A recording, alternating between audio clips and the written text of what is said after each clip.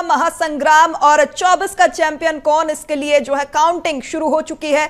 बड़ी खबर इस वक्त की श्योपुर से मिल रही है, जहां पहले राउंड के वोटों की गिनती पूरी हो चुकी है और भाजपा प्रत्याशी शिवमंगलम सिंह को 5463 वोट मिले हैं। बीजेपी ने करीब 2500 वोटों से यहां बढ़त बनाई है। तो देखिए, लगातार जो है अपडेट हम आपको दे रहे हैं और श्योपुर से ये बड़ी खबर, जहां पहले राउंड के वोटों की गिनती जो है पूरी हो चुकी है। भाजपा प्रत्याशी शिवमंगलम सिंह को यहां पर 5463 वोट मिले हैं। बीजेपी ने करीब 2500 वोटों से यहां बढ़त बनाई है। सुबह से ही हम आपको लगातार जो है पल पल के अपडेट दे रहे हैं और इसी कड़ी में यहां श्योपुर से ये बड़ी खबर, जहां पहले राउंड के वोटों की गिनती पूरी हो चुकी है। भाजपा प्रत्याशी शिवमंगलम सिंह को 5463 वोट मिले हैं, जहां बीजेपी ने करीब, आपको बता दें, 2500 वोटों की बढ़त बनाई है। आगे काउंटिंग जारी है। लगातार सुबह से हमारे सहयोगी अलग अलग क्षेत्रों से आपको पल पल के अपडेट देते हुए नजर आ रहे हैं और आज जो है प्रत्याशियों के भाग्य का फैसला हो जाएगा। ईवीएम में बंद प्रत्याशियों की किस्मत का आज फैसला, जहां 24 का महासंग्राम और आज से 5 साल के लिए जनादेश जो है मिल जाएगा। जहां आज जो है 24 का महासंग्राम और आज से 5 साल के लिए जनादेश मिल जाएगा। और चलिए अब आपको बताते हैं 24 के चैंपियन का जो दौर है वो तो लगातार देखने को मिल रहा है, लेकिन बड़े फेस कौन है, तो आपको बता दें कि मध्य प्रदेश के अगर बड़े चेहरों की बात करें तो पूर्व सीएम शिवराज सिंह चौहान एक बड़ा नाम, वहीं दिग्विजय सिंह पूर्व सीएम राजगढ़ से चुनावी मैदान में थे, बड़ा नाम, 33 साल बाद चुनावी मैदान में नजर आए हैं। वहीं अगर हॉट सीट छिंदवाड़ा की बात करें तो नकुल नाथ चुनावी मैदान में है। वहीं ज्योतिरादित्य सिंधिया गुना से चुनावी मैदान में, हॉट सीट गुना, जहां थर्ड फेज में चुनाव हुआ, और उसके बाद कांतिलाल भूरिया चुनावी मैदान में है। मध्य प्रदेश के बड़े चेहरे, जहां लगातार जो हम आपको पल पल की अपडेट दे रहे हैं और इसी कड़ी में एक और बड़ा नाम यहां सामने आ रहा है, फग्गन सिंह कुलस्ते, एक और बड़ा नाम वीरेंद्र खटीक मध्य प्रदेश से बड़े चेहरे, जहां चुनावी समर में लगातार पूरी ताकत झोंकते प्रत्याशी नजर आए हैं। कमलेश्वर पटेल एक और बड़ा नाम मध्य प्रदेश से, जहां चुनावी मैदान में पूरी ताकत झोंके हैं यहां पर सारे प्रत्याशी। मध्य प्रदेश के बड़े चेहरों की बात करें तो पूर्व मुख्यमंत्री शिवराज सिंह चौहान, दिग्विजय सिंह, ज्योतिरादित्य सिंधिया, ये तमाम बड़े नाम मध्य प्रदेश के चुनावी मैदान में हैं। नकुल नाथ छिंदवाड़ा से चुनावी मैदान में, एकमात्र लोकसभा सीट जहां कांग्रेस ने अपना परचम लहराया था 2019 में, और अब हॉट सीट छिंदवाड़ा यहां रही है। ज्योतिरादित्य सिंधिया गुना से चुनावी मैदान में, कांतिलाल भूरिया बड़ा नाम चुनावी मैदान में। वहीं अगर बात हम राजगढ़ की करें तो दिग्विजय सिंह के सामने रोडमल नागर चुनावी मैदान में नजर आ रहे हैं भारतीय जनता पार्टी की ओर से। वहीं अगर बात मुरैना की करें तो यहां पर भी टफ फाइट देखने को मिल रही है। लगातार अगर बात रतलाम की करें तो अनीता चौहान के सामने कांतिलाल भूरिया चुनावी मैदान में नजर आ रहे हैं और वोटों की गिनती लगातार जारी है। अगर बात भिंड की करें तो फूल सिंह बरैया के सामने जो है बीजेपी प्रत्याशी हैं। गणेश सिंह सतना से चुनावी मैदान में है। सिद्धार्थ कुशवाहा कांग्रेस से चुनावी मैदान में, भारतीय जनता पार्टी से गणेश सिंह। वहीं अगर बात मंडला की करें तो फग्गन सिंह कुलस्ते भारतीय जनता पार्टी से और ओमकार सिंह मरकाम कांग्रेस से चुनावी मैदान में नजर आ रहे हैं। वहीं अगर बात छिंदवाड़ा लोकसभा सीट की करें तो विवेक बंटी साहू भारतीय जनता पार्टी से और कांग्रेस से नकुल नाथ चुनावी मैदान में है। बात अगर ग्वालियर सीट की करें तो प्रवीण पाठक के सामने भारत सिंह कुशवाहा चुनावी मैदान में है। वहीं अगर बात गुना लोकसभा सीट की करें तो ज्योतिरादित्य सिंधिया चुनावी मैदान में है, हॉट सीट गुना लोकसभा सीट। तो देखिए, ईवीएम की गिनती शुरू हो चुकी है और आज जो है अगले 5 साल के लिए जनादेश मिल जाएगा। क्या कुछ अपडेट है, लगातार हम आपको देख रहे हैं, आज दिन भर इसी मुद्दे पर चर्चा भी करेंगे और जो है क्या कुछ जनता का फैसला है आज सबके सामने आ जाएगा। आज इसी मुद्दे पर चर्चा करने के लिए हमारे साथ खास पैनल मौजूद है। स्टेट एडिटर शरद श्रीवास्तव जी भी हमारे साथ जुड़ चुके हैं। शरद जी, बहुत स्वागत है आपका। बहुत शुक्रिया पूर्वी, और जो अपडेट्स आपने दी हैं निश्चित तौर पर उन पर सबकी नज़रें टिकी हुई हैं कि आखिरकार क्या कुछ होगा आज, क्योंकि मंगलवार का दिन है और किसका मंगल होगा इस पर सबकी नज़रें टिकी हुई हैं। हालांकि बीजेपी थोड़ी उत्साहित इस बात को लेकर है कि जो एग्जिट पोल आए वो और उसके बाद अभी तक के जो रुझान हैं उसमें ये दिख रहा है। हालांकि बहुत प्रारंभिक अभी हम कहेंगे, क्योंकि 1 घंटे का ही वक्त बीता है। 8 बजे से जो मतगणना है वो शुरू होनी थी, तो पहले पोस्टल बैलेट की गिनती हुई, फिर उसके बाद ईवीएम की गिनती हुई। तो बहुत जल्दबाजी होगी इस बात का कहना कि आखिरकार आज किसका मंगल होगा। लेकिन ये ज़रूर है कि बीजेपी को खुश होने का मौका है, लेकिन कांग्रेस अभी भी इस बात की उम्मीद में है कि ये बहुत प्रारंभिक है किसी भी बात पर पहुंचना या किसी भी रिजल्ट्स पर पहुंचना। तो इन सारे मुद्दों पर हम चर्चा करेंगे। हमारे साथ एक खास पैनल है। संतोष गौतम है, प्रवक्ता हैं कांग्रेस पार्टी के, मैं आपका बहुत स्वागत करता हूं। ब्रज गोपाल लोहिया जी हैं, मैं आपका बहुत स्वागत करता हूं।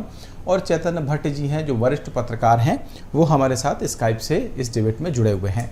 पूर्वी, सबसे पहले मैं जो बात आपने कही और जिस ब्रेकिंग के साथ आपने बुलेटिन की शुरुआत की श्योपुर को लेकर, तो लोहिया साहब, मैं सबसे पहले आपके पास आना चाह रहा हूं और उसी ब्रेकिंग के साथ मैं आना चाह रहा हूं कि जो सीट सबसे ज़्यादा मुश्किल मानी जा रही थी, यानी कि जब 29 सीटों का आकलन हो रहा था तो ये कहा जा रहा था कि श्योपुर जो सीट है, मुरैना श्योपुर अगर मैं कहूँ तो वो जो है टफ फाइट है। उसमें तो आपके जो शिवमंगल सिंह तोमर हैं वो अभी आगे चल रहे हैं रुझानों के मुताबिक। नहीं, देखिए, कुछ लोग हैं जो अपने अनुसार आकलन करते हैं। मुरैना की वास्तविकता यह है कि शिवमंगल सिंह तोमर वहां पर जो अब उम्मीदवार घोषित किए गए थे, उसी समय से लगभग ये तय हो गया था कि वो वहां बेहतर मार्जिन से चुनाव जीत रहे। कांग्रेस पार्टी अपने तय उसका आकलन कर रही थी। वहां मैं स्वयं भी मुरैना गया और मुरैना में ज़्यादातर विधानसभाओं को तक जाने का मुझे मौका मिला। वहां मैं दिमनी भी गया, तो वहां मैंने एक बात को देखा कि लोगों को भारतीय जनता पार्टी के प्रति लोगों का आकर्षण है। माननीय नरेंद्र मोदी जी के प्रति जो सद्भाव जनता के मन में है, उसके कारण और शिवमंगल सिंह तोमर जी की जो साफ छवि है, उसके कारण वहां भारतीय जनता पार्टी की जीत सुनिश्चित थी। और हमने वहां बूथ स्तर तक जो प्रबंधन किया है, उसके आधार पर हमें ये विश्वास था कि हम मुरैना में भी एक बड़ी विजय हासिल करने जा रहे हैं। परंतु कुछ लोगों का एक ऐसा समूह था जो इसको प्रदर्शित करने में लगा था। और एक बात और मैं वहां कहूंगा कि वहां त्रिकोणीय मुकाबला है वास्तव में, और उस त्रिकोणीय मुकाबले में आप देखेंगे कि लगभग भारतीय जनता पार्टी उतने मत हासिल करेगी जितने किसी एक उम्मीदवार विजय हासिल करेगी जितने किसी एक उम्मीदवार को मिलेंगे। श्योपुर का, जहां तक श्योपुर जिले की दोनों सीटों का सवाल है, चाहे विजयपुर हो चाहे श्योपुर हो, उन दोनों में भारतीय जनता पार्टी बहुत अच्छा करने वाली है, क्योंकि वहां रामनिवास रावत जी एकमात्र कांग्रेस का चेहरा थे और उन्होंने भी किस तरह कांग्रेस से नाराज होकर भारतीय जनता पार्टी के वो साथ आए हैं और उसका लाभ भी भारतीय जनता पार्टी को मिलने जा रहा है। तो मुरैना में हम बिल्कुल निश्चिंत थे, खासतौर से श्योपुर की ओर से कहें तो बिल्कुल निश्चिंत थे, और दिमनी में हम कहें तो माननीय नरेंद्र सिंह तोमर जी की वो विधानसभा है, तो हम वहाँ हम बिल्कुल निश्चिंत थे वहाँ। परंतु कुछ लोग इस तरह का आकलन कर रहे थे। संतोष जी, लोहिया साहब की माने तो उनकी जीत इतनी बड़ी होगी जितनी कि एक प्रत्याशी को वोट मिलेंगे। हालांकि ये बात आप कह सकते हैं कि अभी ये शुरुआती रुझान है, लेकिन जो अपडेट पूर्वी ने दिया था उसके मुताबिक पहले राउंड की जो गिनती है, उसकी जो बात थी, उसके जो रुझान थे, उस हिसाब से करीब 2500 जो वोट हैं उनसे बीजेपी के जो प्रत्याशी हैं वो आगे चल रहे हैं। तो आपके नीटू के लिए या मैं कहूँ कि सत्यपाल सिंह सिकरवार के लिए आप राह को मुश्किल अभी से मान रहे हैं या अभी आपको उम्मीद है? देखिए शरद जी, ये जैसा कि आपने स्वयं ही कहा कि ये बेहद प्रारंभिक रुझान है और इसके आधार पर लोकसभा जैसे बड़े चुनाव का आकलन कर लेना मैं समझता हूँ उचित नहीं होगा। अभी जैसे जैसे वक्त बीतेगा, नीटू सिकरवार के प्रति जो हमारा विश्वास है, जो क्षेत्र की जनता ने विश्वास किया, और हमें तो लगातार फीडबैक मिल रहे थे कि मुरैना सीट एक बहुत ही टफ हमने कंपटीशन दी है वहाँ पे, और नीटू सिकरवार निश्चित रूप से जिस प्रकार से उनको जनता का समर्थन मिल रहा था, नीटू सिकरवार ही उसमें विजयी होंगे। तो आपको क्या लगता है कि जो फैक्टर गिनाए लोहिया साहब ने, कि एक तो जो रावत साहब थे आपके रामनिवास रावत, वो चले गए, इस वजह से जो है उनकी राह बिल्कुल आसान हो गई, क्योंकि जिन विधानसभाओं में, मतलब लोकसभा क्षेत्र के अलावा अगर हम विधानसभा वार अगर देखें तो श्योपुर में ये माना जा रहा था कि थोड़ी मुश्किल होगी, लेकिन वो जो सीटें हैं उनमें से मुझे लगता है कि रामनिवास रावत का जहाँ जहाँ प्रभाव हो सकता था उसमें से एक श्योपुर है। तो आपको देखिए, लगता है कि इससे असर पड़ेगा? बिल्कुल नहीं पड़ेगा। कारण क्या है कि रामनिवास रावत के जाने से उतना फर्क नहीं पड़ेगा जितना कि क्षेत्र की जनता अपनी समस्याओं से परेशान थी, महंगाई से परेशान थी, बेरोजगारी से परेशान थी, और ऊपर से जो नीटू सिकरवार की जो लोकप्रियता थी वो जनता के सिर चढ़कर बोल रही थी। तो केवल रामनिवास रावत जी के जाने से महंगाई की समस्याएं खत्म हो जाएंगी, या जिसको कहते हैं कि जो भी जनता की वहां पर रोजगार की समस्याएं थी वो खत्म हो जाएंगी। स्थानीय बहुत सारी समस्याएं उस क्षेत्र में, खास करके श्योपुर क्षेत्र में पीने के पानी की समस्या, तमाम समस्याएं। मैं समझता हूं कि ऐसे में अगर भारतीय जनता पार्टी जीत की उम्मीद लगा रही है तो मुझे नहीं लगता कि मुरैना सीट पर वो जीत दर्ज कर पाएगी। ठीक है चेतन जी, मैं सर आपके पास आना चाह रहा हूं। ये तो चलिए राजनीतिक प्रतिक्रिया हो गई, लेकिन मैं एक निष्पक्ष प्रतिक्रिया आपकी ओर से जानना चाह रहा हूं कि जो मध्य प्रदेश की 29 सीटें थी और जिनमें यह आकलन किया जा रहा था राजनीतिक विश्लेषण के तौर पर कि जहां पर बीजेपी और कांग्रेस के बीच में टफ फाइट हो सकती है, उनमें से एक मुरैना श्योपुर की जो सीट है वो मानी जा रही थी। लेकिन अभी तक का ये, हालांकि मैं बार बार इसलिए दोहरा रहा हूं कि बहुत प्रारंभिक है इस चर्चा में इस बिंदु को लाना, लेकिन फिर भी क्योंकि पहले राउंड की गिनती हो गई है तो करीब 2500 वोटों से जो बीजेपी के प्रत्याशी हैं शिवमंगल सिंह तोमर वो आगे चल रहे हैं। सर मैं आपको एक फिगर भी देना चाहता हूं, क्योंकि जो वोटिंग का प्रतिशत था उसके बारे में कि जब 2019 के चुनाव हुए थे तो मुरैना में 61.89% वोट गिरा था, और जो इस बार का चुनाव हुआ, हालांकि कई सारे ज़्यादातर सीटों पर जो वोटिंग का प्रतिशत है वो कम ही रहा है, तो 58.97% हो गया था। तो एक तो ये जो वोटिंग का परसेंटेज कम हुआ था वो रामनिवास रावत का फैक्टर भी जोड़ते हुए मैं आपसे ये जानना चाह रहा हूं सर, आपका आकलन मुरैना और श्योपुर संसदीय क्षेत्र को लेकर क्या है इन रुझानों के साथ में? देखिए, जो इस बार के चुनाव में जिन सीटों पर लोगों का ध्यान था और जो आकलन करता थे, उसमें एक मुरैना सीट सबसे महत्वपूर्ण थी। दूसरी राजगढ़ है, छिंदवाड़ा है, मंडला है, बालाघाट है। इन तमाम जो सीटें हैं लोकसभा की, इनको लेके राजनीतिक पंडित भी और जो सर्वे वाले वो भी कह रहे थे कि कांग्रेस इन तमाम लोकसभाओं में काफी टक्कर देगी भारतीय जनता पार्टी। लेकिन जैसा कि आप बता रहे हैं कि अभी प्रारंभिक रुझान जो आया है उसमें आपके भारतीय जनता पार्टी के प्रत्याशी हैं वो करीब 2500 वोटों से आगे चल रहे हैं। ये बहुत ही प्रारंभिक रुझान है, और कई बार आप देखिए कि अलग अलग चरणों में एकदम से स्थिति पलट जाती है। जो पक्ष के वोट खुलते हैं तो उसमें दूसरा प्रत्याशी आगे बढ़ जाता है। लेकिन इसमें कोई संदेह की बात नहीं है कि भारतीय जनता पार्टी ने जिस तरह से कांग्रेस के लोगों को अपनी पार्टी में शामिल किया है उससे कहीं ना कहीं फर्क तो पड़ता है। देखिए, किसी भी बड़े नेता के जो अनुयायी होते हैं वो उस नेता के साथ उस पार्टी में चले जाते हैं जिस पार्टी में वो जाता है। रामनिवास गौतम के बारे में तो ये कहा जा रहा था कि वो फिर से वापस आने की कोशिश कर रहे हैं क्योंकि उनको तवज्जो नहीं मिल रहा है, लेकिन उसका फायदा निश्चित तौर पे भारतीय जनता पार्टी ने उठाया है। और जो अभी जो प्रारंभिक रुझान है उसमें अगर 2500 वोटों से आगे चल रहे हैं तो हो सकता है कि आगे वोटों में भी वो तब्दील हो जाए। लेकिन जैसे संतोष गौतम जी कह रहे हैं कि उनके जो प्रत्याशी सिकरवार जी हैं उनका भी अपना एक अलग प्रभाव है। अब देखिए, कोई भी निर्णय हम इस प्रारंभिक रुझान के हिसाब से नहीं ले सकते हैं, लेकिन इसमें कोई संदेह की बात नहीं कि जो 29 सीटें जीतने का जो एक लक्ष्य और एक टारगेट भारतीय जनता पार्टी ने रखा था और उसके लिए तमाम प्रयास भारतीय जनता पार्टी ने किए थे। उनके बड़े बड़े नेता, चाहे मोदी जी हो, नड्डा जी हो, आपके अमित शाह जी हो, तमाम बड़े नेता जो हैं वो बाकायदा मध्य प्रदेश में बार बार आए। जबकि कांग्रेस की तरफ से कोई बहुत बड़ा नेता, एक बार राहुल गांधी जरूर, और प्रियंका गांधी और राहुल गांधी ने यहाँ दौरा किया था। लेकिन जिस तरह से भारतीय जनता पार्टी ने इस चुनाव को अपना प्रतिष्ठा का सवाल बना लिया था, और फिर दूसरी बात देखिए, शुरुआत से ही 400 पार का एक नारा भारतीय जनता पार्टी ने दिया है, उसके बरक्स कोई दूसरा नारा इंडिया गठबंधन की तरफ से नहीं दिया गया कि हम इतनी सीटें जीतेंगे। हो सकता है कि अगर पहले से ये बात, जिस समय से 400 पार की बात भारतीय जनता पार्टी कर रही थी, अगर उसी समय से ये भी कोई एक आंकड़ा प्रस्तुत करते तो हो सकता है कि कांग्रेस के प्रति या इंडिया गठबंधन के प्रति लोगों को लगता कि हाँ, क्योंकि देखिए मतदाता के मन में ये बात जरूर आती है कि जो भी पार्टी इतने कॉन्फिडेंस के साथ 400 पार की बात कर रही है तो कहीं ना कहीं उसमें इस बात का एक आत्मविश्वास होगा कि वो 400 भले ही ना पार कर पाए लेकिन 300 साढ़े 300 सीटें तो उसको मिल सकती है। और फिर ये एक मतदाता पे एक मनोवैज्ञानिक दबाव बनता है कि आज जो पार्टी 300 सीटें जीत सकती है, हम क्यों ना उसी को वोट दें। तो ये एक जो मनोवैज्ञानिक दबाव दूसरी विरोधी पार्टियों पे भी और मतदाताओं पे भी बनाई है भारतीय जनता पार्टी ने, उसका कहीं ना कहीं फायदा उसको मिल रहा है।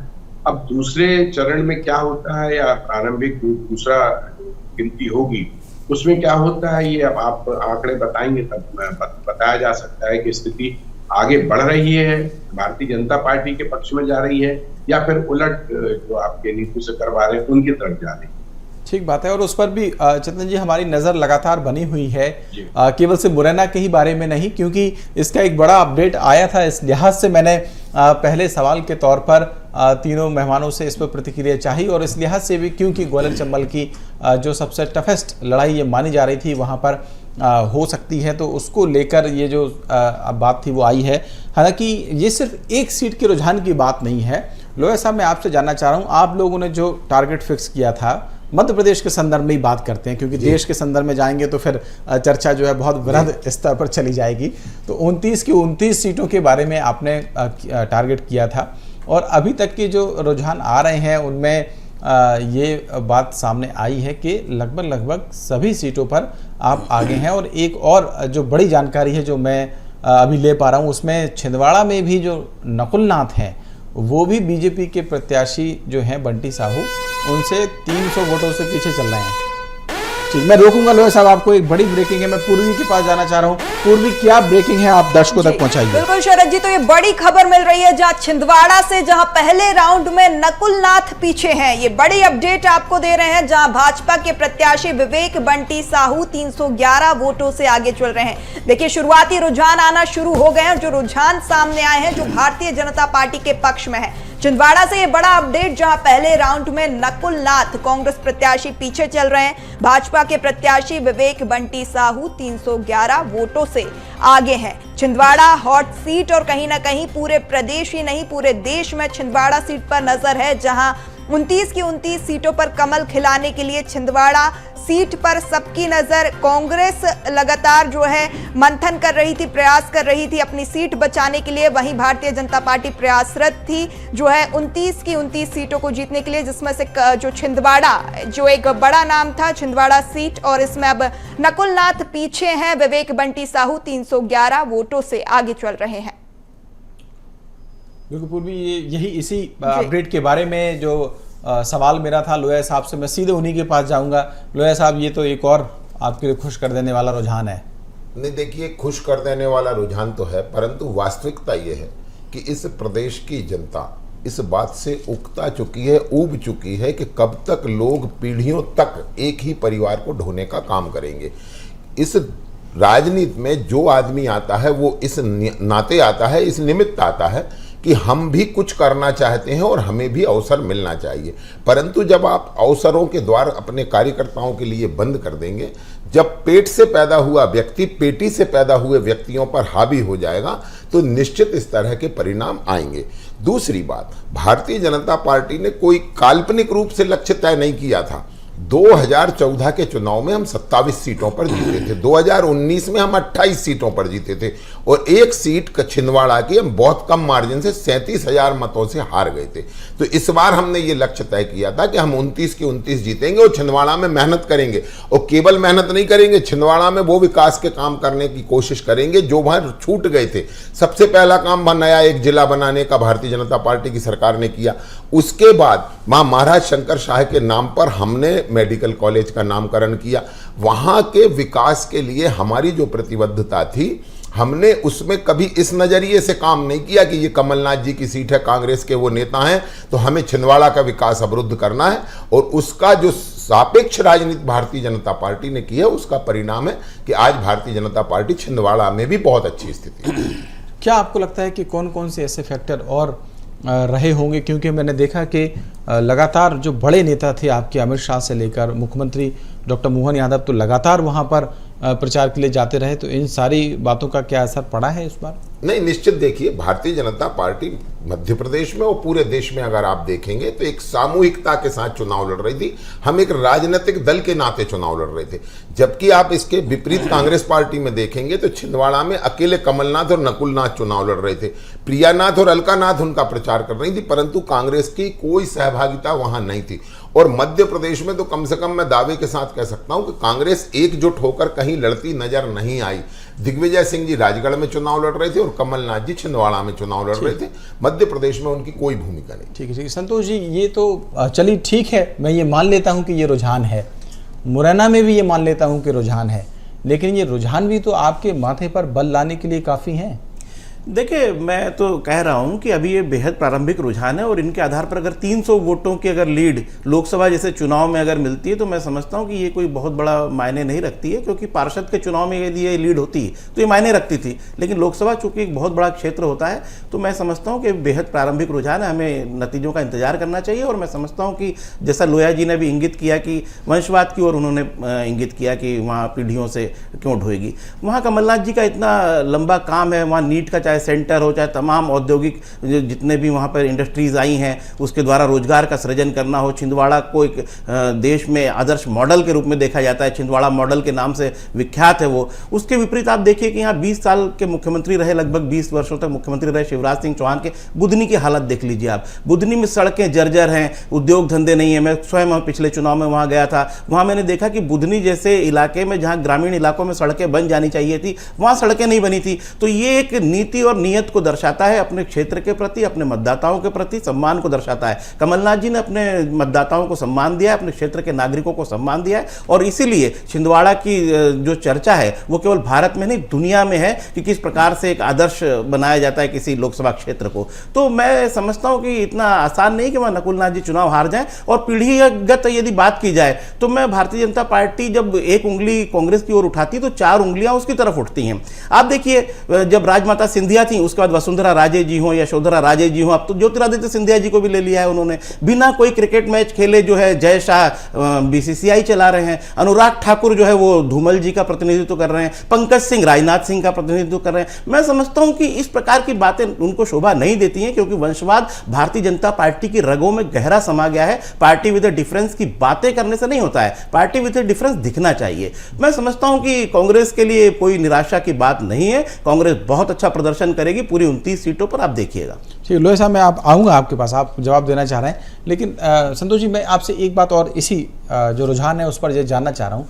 ठीक है, आपने कहा कि गढ़ है, उन्होंने बहुत वहाँ पर काम किया है, लेकिन एक बात ये भी तो आपको स्वीकार करनी पड़ेगी कि चुनाव के दौरान जो कमलनाथ के बेहद करीबी लोग थे, नेता थे, विधायक थे, मेयर थे, हालांकि ये और बात है कि वोटिंग के दिन उनका जो है हृदय परिवर्तन हुआ, लेकिन वो भी चले गए बीजेपी में। देखिए, तो कहीं ना कहीं कुछ कमी तो आपको लगता होगा कि कोई रणनीतिक तौर पर कहें या किसी और वजह से कहें हुई है, क्योंकि अगर रुझान में भी 311 वोटों से वो पीछे हैं नकुलनाथ, तो ये भी एक बड़ी बात है, आप इसको स्वीकार तो कीजिए। शरद जी, मैं आपकी बात से कुछ हद तक इसलिए सहमत हूं कि छिंदवाड़ा को एक प्रकार से भारतीय जनता पार्टी ने अपनी प्रतिष्ठा का प्रश्न बना लिया था और उनको लग रहा था कि हम जैसे भी ये इनके इन प्रकारण इस सीट को छीन लें।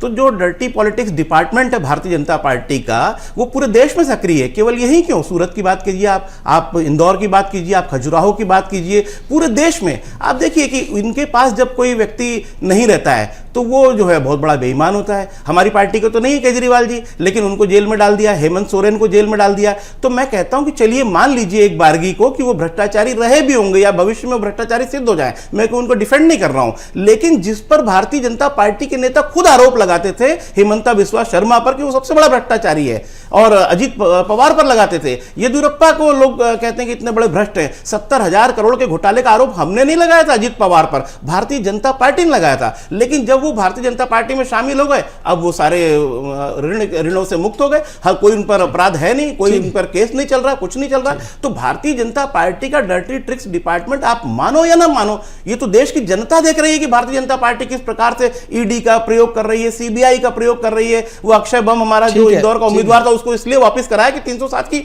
धारा बढ़ा दी उस पर। तो भारतीय जनता पार्टी ये सब करती रहती है और ये छिंदवाड़ा में किया है उन्होंने। ठीक है संतोष जी, आपकी बात आ गई। लोहे साहब, आप कुछ जवाब देना चाह रहे हैं? मैं चाहूंगा संक्षिप्त में दें, क्योंकि फिर मुझे चेतन भट्टी के पास जाना है। करेक्ट करना थी कि जिस छिंदवाड़ा मॉडल की चर्चा गौतम जी कर रहे थे, मैं आपको एक बात बता दूं, उन्होंने तुलना किया बुधनी से और छिंदवाड़ा से।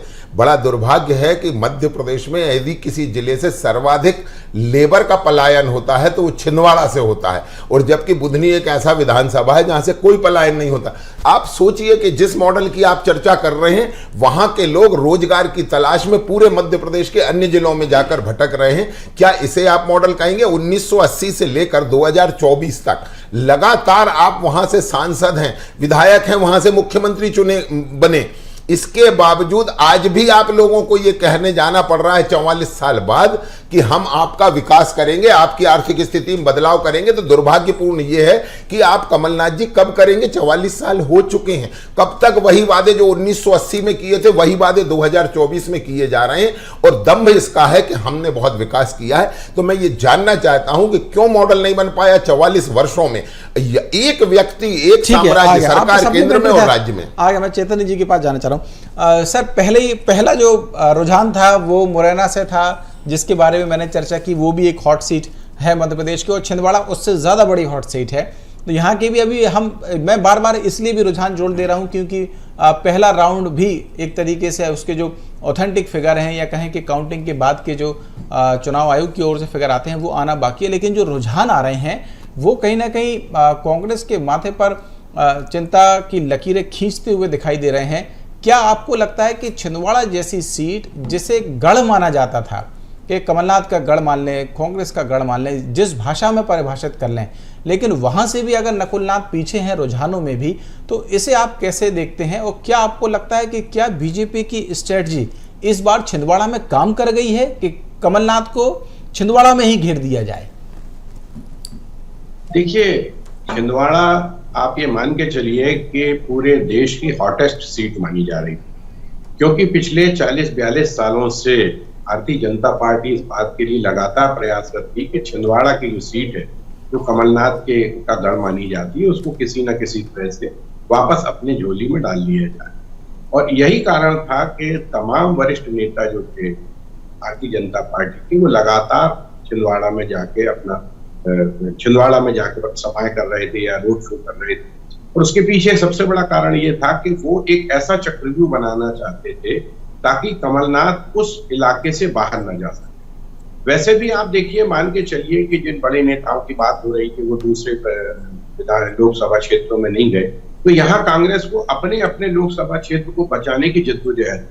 ऐसी स्थिति में कोई भी बड़ा नेता अपना लोकसभा क्षेत्र छोड़ के दूसरे लोकसभा क्षेत्र में जाके प्रचार करने की हिम्मत नहीं कर पा रहा, क्योंकि भारतीय जनता पार्टी ने, चाहे वो दिग्विजय सिंह हो, चाहे कमलनाथ जी हो, चाहे कांतिलाल भूरिया जी हो, ऐसे चारों तरफ से उनको घेर के रखा था। क्योंकि ये जो एक लक्ष्य था भारतीय जनता पार्टी का कि हमको 29 सीटें जीतना है, उसके लिए वो तमाम तरह के प्रयास कर रहे थे किसी भी परिस्थिति में। और देखिए, सबसे बड़ी बात तो ये है कि पूर्व मुख्यमंत्री शिवराज सिंह चौहान एक घोषणा कर गए थे कि 29 के 29 जो कमल की माला है वो नरेंद्र मोदी जी के गले में डालेंगे। तो अब ये मोहन यादव जी के लिए भी एक प्रतिष्ठा का प्रश्न था कि अगर 29 सीटें या 28 सीटें भारतीय जनता पार्टी नहीं जीतती है, तो कहीं ना कहीं उनके नेतृत्व पे भी प्रश्न चिन्ह लग सकता है।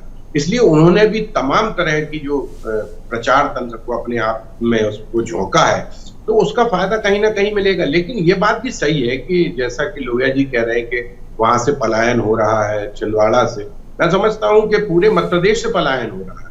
आप देखिए कि जबलपुर एक महाकौशल का बहुत बड़ा केंद्र बिंदु माना जाता है, हृदय स्थल माना जाता है, लेकिन ये भी बूढ़े और रिटायर्ड लोगों का शहर बन के रहेगा, क्योंकि कोई इंडस्ट्रीज नहीं लग पाई। मध्य प्रदेश सबसे बड़ा कमजोर किस कारण से है कि यहाँ पे कोई मदर इंडस्ट्री नहीं। आप इंदौर घर को छोड़ दें अगर, तो चाहे वो ग्वालियर हो, चाहे भोपाल हो, चाहे आपके जो जबलपुर हो। अब जब इतने बड़े शहरों की हालत ये है, तमाम बच्चे जो है वो पूना, हैदराबाद, बॉम्बे, बेंगलोर चले जाते हैं, क्योंकि उनके लायक यहाँ पे काम नहीं है। तो ऐसी स्थिति में चेतन जी, मैं आपको रोकना चाह रहा हूँ। एक अपडेट है और संभवतः छिंदवाड़ा से ही एक अपडेट है। मैं पूर्वी के पास जाऊंगा और मैं जानना चाह रहा हूं कि दर्शकों को बताएं कि क्या अपडेट है। जी, तो देखिए शरद जी, पहले जो रुझान है, शुरुआती रुझान आना शुरू हो गए और जो रुझान आए हैं छिंदवाड़ा से वो कहीं ना कहीं भारतीय जनता पार्टी के पक्ष में है। और अब Chhindwara hot seat, Lok Sabha seat से कांग्रेस प्रत्याशी नकुल नाथ का बयान भी सामने आया है इस पूरे मामले पर। क्या कुछ उन्होंने कहा है, आइए आपको सुनवाते हैं। चुनाव चुनौती होती है, लेकिन मुझे पूरा विश्वास है कि छिंदवाड़ा की जनता अपना प्यार और आशीर्वाद मुझे दोबारा देगी। एग्जिट पोल आप सभी ने देख लिया है, आप एग्जिट पोल पे मुझसे सवाल करेंगे, लेकिन 2 घंटे में पूरा जो इस चुनाव की तस्वीर है आपके सामने आएगी। तो देखिए, छिंदवाड़ा के रुझान सामने आ चुके हैं, पहले शुरुआती रुझान, और इस पर नकुल नाथ का भी बयान सामने आया है। चर्चा को आगे बढ़ाएंगे। सूरज जी, ओवर टू यू। चेतन जी, आपने बयान सुना होगा, नकुल नाथ का आया है। उन्होंने कहा कि जनता का जो विश्वास है और जो भरोसा है वो उनके साथ में रहेगा। मैं चाहूंगा कि इस बयान की मीमांसा करते हुए आप अपनी बात को पूरा कीजिए। देखिए, छिंदवाड़ा में निश्चित तौर पे कमलनाथ जी की प्रतिष्ठा दांव पे लगी हुई थी और यही कारण था कि कमलनाथ जी ने तमाम भावनात्मक बयान वहां पर छिंदवाड़ा की जनता के सामने दिए कि मैं आपके बरसों से आपका सेवक रहा हूं, मैंने अपनी तरफ से पूरे प्रयास किए छिंदवाड़ा को बेहतर बनाने के लिए, और मेरा आपका परिवार। तो इस तरह के जो भावनात्मक बयान हैं वो सिर्फ इसलिए थे ताकि उनके बेटे नकुल नाथ की जीत सुनिश्चित हो सके और उनका पूरा परिवार, चाहे वो अलका नाथ जी हो या प्रिया नाथ जी हो, ये तमाम लोग हैं जो वो प्रचार प्रसार में लगे रहे। और जो अभी आपके नकुल नाथ जी ने बयान दिया है, उनको इस बात का विश्वास होगा कि हमारे पिताजी ने जो कुछ भी यहाँ पे बोया है उसकी फसल मैं खुद काटूंगा। पिछली बार ये बात सही है कि 37,000 वोट कोई बहुत मायने नहीं रखते हैं लोकसभा के हार जीत में, लेकिन इस बार जो, जैसा कि अभी आपका रुझान बताया गया है कि अभी भारतीय जनता पार्टी आगे चल रही है, लेकिन ये बहुत ही प्रारंभिक रुझान माना जाता है। हो सकता है कि इसके बाद स्थितियां पलट जाएं। लेकिन नकुल नाथ ने ये कह के एक बार फिर से अपने आप को एक सांत्वना देने की कोशिश की है कि छिंदवाड़ा की जो जनता है वो उनको कहीं ना कहीं एक विजयश्री का जो माला है वो निश्चित तौर पर पहुंचाएगी। और ठीक है, और प्रत्याशी की ओर से चेतन जी इसी बात की या इसी बयान की अपेक्षा भी की जानी चाहिए। देखना होगा कि जनता तो जनार्दन है, उसने किसकी तरफ अपना जो जनादेश है वो दिया है। अभी तो कई राउंड है, उनकी गिनती होना बाकी है, लेकिन जो रुझान आ रहे हैं उसमें एक बात तो साफ है। अगर हम मध्य प्रदेश के संदर्भ में बात करें तो बीजेपी के लिए इस बात के लिए संतोष है कि जो टारगेट उन्होंने फिक्स किया था या जो टारगेट वो लेकर चल रहे थे उसके वो करीब दिखाई दे रहे हैं। लेकिन फिर भी मैं यहाँ इस बात को फिर से जोड़ना चाहता हूँ कि ये बहुत शुरुआती है, रुझान है अभी, और कई राउंड की जो गिनती है वो बाकी है, और उसके बाद ही ये स्थिति साफ होगी, या कम से कम आधे राउंड की गिनती भी जब हो जाए तभी ये स्थिति साफ होगी कि जो लीड है किसी भी प्रत्याशी की, वो किसी भी पार्टी का हो, कितनी ज़्यादा होने वाली है, कितनी कम होने वाली है। इस बात पर हम चर्चा कर पाएंगे तब। लेकिन ये बात ज़रूर है कि बयानों के जो दौर हैं वो शुरू हो गए हैं रुझानों के साथ ही, और बड़े जो अपडेट्स हैं वो आ रहे हैं। अगर हम एक बार राष्ट्रीय फलक के स्तर पर भी बात करें तो लोया साहब, मैं आपसे जानना चाह रहा हूँ कि हालांकि अगर रुझान है, चलो यहाँ के रुझान तो आप लोग कह रहे हैं कि अच्छे आ रहे हैं, लेकिन अगर मैं पूरे राष्ट्रीय स्तर के परिप्रेक्ष्य में देखूँ तो जो टारगेट आपने फिक्स किया था अब की बार 400 पार, उसके करीब तो आप लोग अभी तो कम से कम नहीं दिखाई दे रहे हैं। नहीं, देखिए 400 पार तो हमने एनडीए के साथ तय किया है और भारतीय जनता पार्टी ने स्वयं का लक्ष्य तय किया है कि हम 370 सीट हासिल करने का प्रयत्न करेंगे, और 303 सीट 2019 में जनता ने हमें अवसर दिया था 303 सीटों को जिताकर। अब देखिए, हमेशा एक अच्छा छात्र अच्छा टारगेट तय करता है और उसको अचीव करने की कोशिश करता है। जब आप टारगेट ही अच्छा तय नहीं करेंगे तो अचीव क्या करेंगे?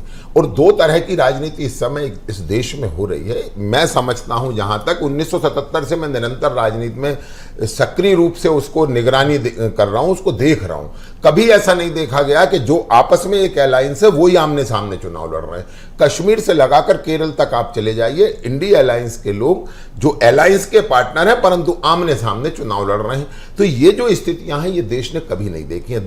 तीसरी बात, यदि लगातार तीसरी बार हम पुनः सरकार बना रहे हैं और पिछली बार से बेहतर सीटों के साथ बनाने का जो हमारा लक्ष्य है, उस लक्ष्य तक अगर हम पहुंच रहे हैं तो ये केवल देश नहीं दुनिया के लोकतंत्र में पहली बार होने जा रहा है कि हम प्रो इनकम्बेंसी के साथ सरकार के लिए जा रहे हो। प्रो इनकम्बेंसी इसलिए कि हमारे पास दुनिया का सर्वाधिक लोकप्रिय नेता है। 10 वर्षों में इस देश की अर्थव्यवस्था, इस देश की सांस्कृतिक विरासत, इस देश की इंफ्रास्ट्रक्चर को बदलने का काम हमने किया है, गरीब कल्याण का काम हुआ है। और जो इन 10 वर्षों में काम हुआ है, मैं समझता हूं कि कभी इस देश ने नहीं, पूरी दुनिया ने कभी नहीं सोचा था, पूरे विश्व ने कभी नहीं सोचा था कि 80 करोड़ लोगों तक निःशुल्क राशन पहुंचाया जा सकता है। किसी दुनिया में किसी ने नहीं सोचा था कि 65 वर्षों में जितना इंफ्रास्ट्रक्चर बना उतना ही 10 वर्षों में बना। ये तुलना लोग कर रहे हैं। किस तरह गरीब कल्याण के लिए उसकी थाली में राशन भी जाए और उसके इलाज की समुचित व्यवस्था भी हो और उसको पढ़ाई की बेहतर माहौल मिल सके और उसके बाद वो अपने पैरों पर खड़ा हो सके, ये सब चिंताएं सरकार ने की हैं। और इन्हीं के कारण हमें लगता है कि हम तीसरी बार पुनः प्रो इनकम्बेंसी के साथ, पिछली बार से ज्यादा सीटों के साथ इस बार पुनः सरकार बनाने जा रहे हैं। और केवल इसलिए नहीं बनाने जा रहे हैं कि सरकार बनाने के लिए हम सरकार बना रहे हैं, हम इस देश में जो कुछ 65 वर्षों तक गलत हुआ है उसको सुधारने के लिए, उसको बदलने के लिए और राष्ट्रीय गौरव को बढ़ाने के लिए और भारत को दुनिया की तीसरी सबसे बड़ी अर्थव्यवस्था बनाने के लिए चुनाव लड़ रहे हैं और उसके लिए सरकार चाहती है। ठीक है, लोया साहब का कहना है कि प्रो इनकम्बेंसी है। संतोष जी, आपके पास में सेम यही सवाल लेके जाना चाह रहा हूँ। और ये मान लीजिए आपके जो रुझान है उनको एक तरफ अपन दरकिनार कर देते हैं, लेकिन जो टारगेट इन्होंने फिक्स किया था 400 पार का, आप लोग, मैंने देखा कि आपके कई बड़े जो नेता हैं वो प्रचार के दौरान में ये कहते रहे कि ये केवल एक टारगेट सेट करने के लिए टारगेट है, इसके पास तक ये नहीं पहुँचेंगे। तो क्या आप इस बात से ही संतोष कर लेंगे कि इन्हें 400 नहीं मिली सीटें एग्जैक्टली अगर उस फिगर पे जाएंगे, या अगर मान लीजिए सरकार बना लेते हैं, मैं बार बार इस बात को जोड़ रहा हूं कि बहुत प्रारंभिक है किसी भी नतीजे पर जाना, लेकिन मान लीजिए ये रुझान है, यही अगर नतीजों में परिणत हो जाते हैं तो क्या आप इस बात से संतोष करेंगे कि चलो इनके 400 तो नहीं आए कम से कम, या इस बात पर कि आपने इनको कम से कम रोक कर रखा? नहीं शरद जी, हम इस बात से संतुष्ट नहीं हो सकते। और जहाँ तक लोया जी ने तमाम बातें गिनाई कि कांग्रेस ने जो कमियां थी कांग्रेस की सरकारों में 65 वर्षों तक, उनको दुरुस्त करने का काम कर रही है। कांग्रेस की कमियां थी कि उन्होंने देश का विकास किया, उन्होंने IIT, एम्स जैसी संस्थाएं बनाई, उन्होंने इसरो बनाया, उन्होंने तमाम एजेंसियां बनाई, एटॉमिक रिसर्च सेंटर बनाए, भाभा एटॉमिक रिसर्च सेंटर जैसी चीज़ें बनाई, भाखड़ा नंगल, हीराकुंड जैसे तमाम बांध बनाए, एयरपोर्ट्स बनाए, सारी चीज़ें बनाए। लेकिन ये लोग उस गलती को सुधार रहे हैं। कैसे सुधार रहे हैं? अपने क्रोनी कैपिटलिस्ट मित्रों को वो चीजें बेचकर देश की संपत्तियों को बेच रहे हैं। तो पहले डिबेट्स में जब मुझसे पूछा जाता था कि कांग्रेस की सरकार ने क्या क्या किया है पिछले 70 वर्षों में, तो पहले मैं गिनाता था बड़े जोर शोर से, लेकिन अब हमने गिनाना बंद कर दिया है, क्योंकि हमको पता है कि अगर हमने गिनाया तो इनको पता लग जाएगा कि कांग्रेस ने ये भी बनाया है और उसको तुरंत वो अपने साथी को बेच देंगे।